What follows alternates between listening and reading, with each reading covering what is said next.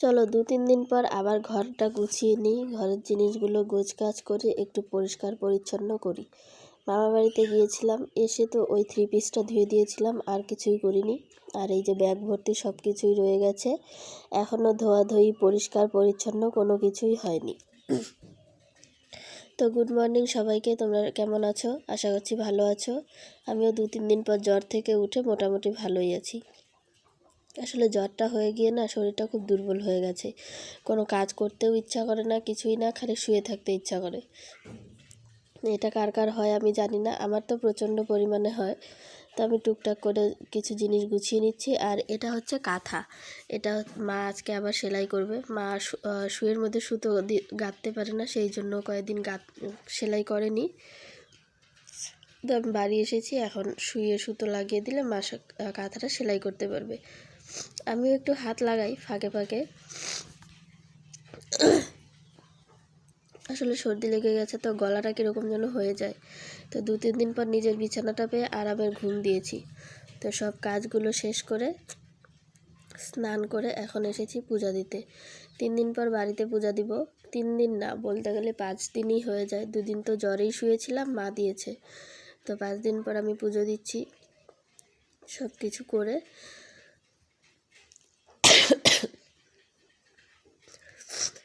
ঠান্ডাটা খুব ভালোই লেগে গেছে, আর মানে উপায় নেই, সর্দি কাশি এখন লেগেই থাকবে।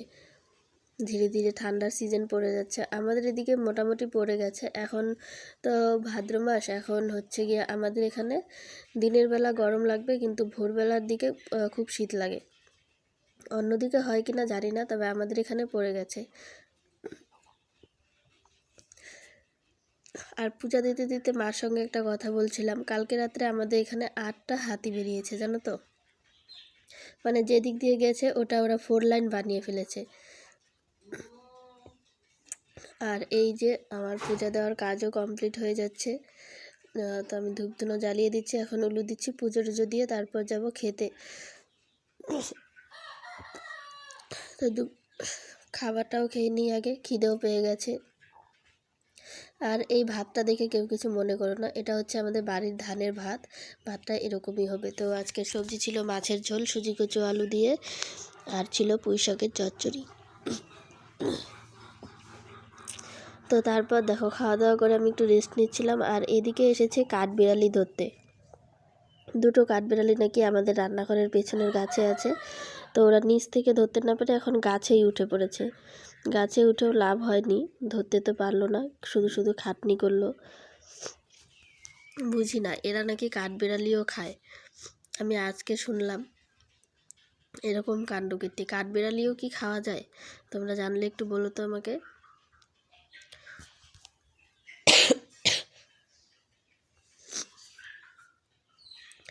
আর ওরা তো চলে গেছে। তারপর আমি আর একটু রেস্ট নিয়ে উঠানটা ঝাঁট দিয়ে দিলাম। আর ছিল শুক্রবার, তো রান্নাঘরটা পরিষ্কার করা হয়েছে, শনিবারে নিরামিষ। এই তো রান্নাঘর পরিষ্কার করে দেখো মা যে বারান্দাটা ধুয়ে দিয়েছে, তো ওটাতেই জল। আর আমাদের রান্নাঘরে বারান্দায় ধানের ডোলটা রাখা আছে, ওটা এবার ওই পাশের যে ঘরটা দেখতে পাচ্ছ ওই ঘরে নেওয়া হবে। আর এটা হচ্ছে একটা উনান, যেটা মা বানিয়েছে, এটা এখনও ব্যবহার করা হয়নি। পিসি বাড়িতে এটা নিয়ে যাওয়ার কথা আছে, পিসিদের তো উনান নেই ভালো। তো পিসি মাকে বলেছিল একটা সিমেন্টের উনান বানিয়ে দিতে, মা সময় পায়নি। তো ভাই আসার কথা আছে, যদি ভাই আসে তো উনানটা নিয়ে যাবে টোটোতে করে। আর এই মুরগিগুলোর অত্যাচারে একদম অতিষ্ঠ। এত ছোট মুরগি বিক্রিও করা যায় না, কিছুই না, মানে প্রচণ্ড অত্যাচার করে।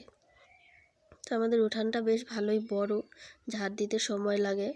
তোমরা এখন দেখতে পারবে কতটা বড়। ওই দেখো এখনও কিন্তু কাজ কমপ্লিট হয়নি, অনেক জিনিস এদিকে ওদিকে ছড়িয়ে ছিটিয়ে আছে। ওই যে কাঠগুলো দেখছো ওগুলো আমাদের পুরনো ঘরের জানালার কাঠ।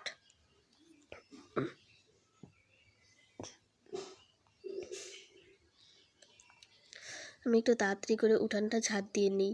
ওইদিকে কোনায় হচ্ছে আমাদের ঠাকুর ঘর হবে, তো জায়গাটা ফাঁকা আছে, কবে হয় কি জানি, ভগবান জানে।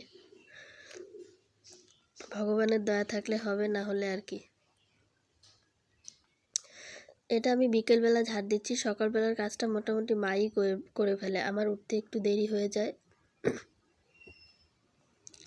তারপর মা করে। এই দেখো আমি উঠানটা ঝাড় দিয়েই ফেললাম। ক্যামেরাটা একটুখানি বন্ধ করেছিলাম, কারণ এত গরম লাগছে না, কোনোভাবেই পারা যাচ্ছে না।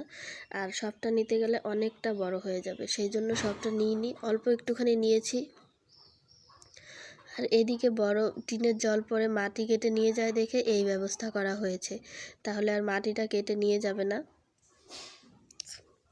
তোমাদের কার কার আমার ভিডিওগুলো দেখতে ভালো লাগে, তো ভালো লাগলে চ্যানেলটা একটু সাবস্ক্রাইব করে দিও। চ্যানেল সাবস্ক্রাইব করে দিবে, তারপর লাইক কমেন্ট শেয়ার সব কিছুই করে দিবে।